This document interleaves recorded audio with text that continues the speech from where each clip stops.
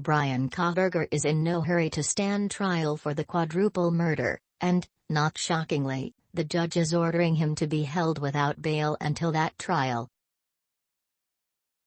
He appeared in a Moscow, Idaho courtroom Thursday morning, with apparent scratches on his face and wearing an orange jumpsuit, as he waived his right to a speedy trial.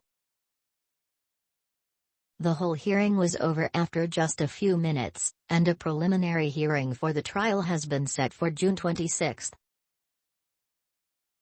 Kohberger is accused of fatally stabbing Kaylee Gonsalves, Maddie Mogan, Zona Kernodle and Ethan Chapin in an off-campus rental home in Moscow, Idaho, on November 13.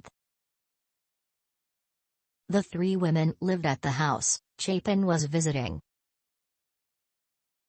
Investigators had Kohberger on their radar nearly from the start. 2 weeks after the homicides, police obtained several videos showing a white Hyundai Elantra cruising past the murder house several times before finally stopping at 4:04 a.m. About 20 minutes later, surveillance videos showed the car speeding away from the house. Police deduced that the Elantra had traveled about 10 miles away to Washington State University, where Kohberger was enrolled as a graduate student in criminology. Cops then released a bulletin asking the public to be on the lookout for the Hyundai Elantra. A WSU officer spotted a vehicle matching the description parked in the driveway of Kohberger's home and ran the license plate. Turns out the car belonged to Bryan. Police caught a few more breaks.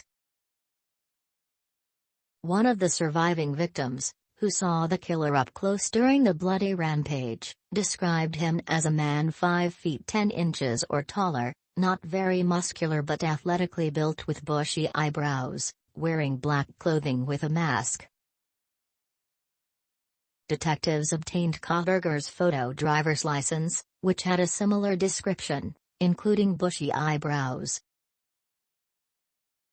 Police pulled cell phone records, which showed Kohberger was on the move the night of the murders.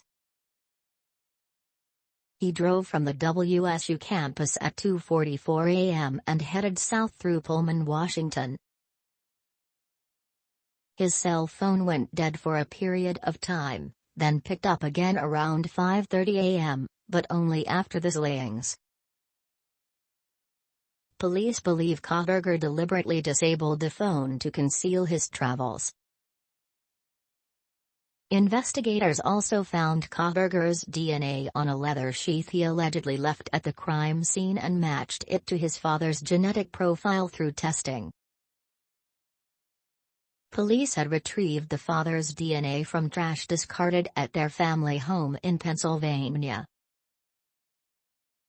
Bryan had been staying there while he was on Christmas break from school. Kohberger was arrested on December 30 after an FBI SWAT team descended on the PA home. He was later charged with 4 counts of murder and now faces a possible death sentence if convicted. Kohberger denies any wrongdoing and says he's fighting the charges.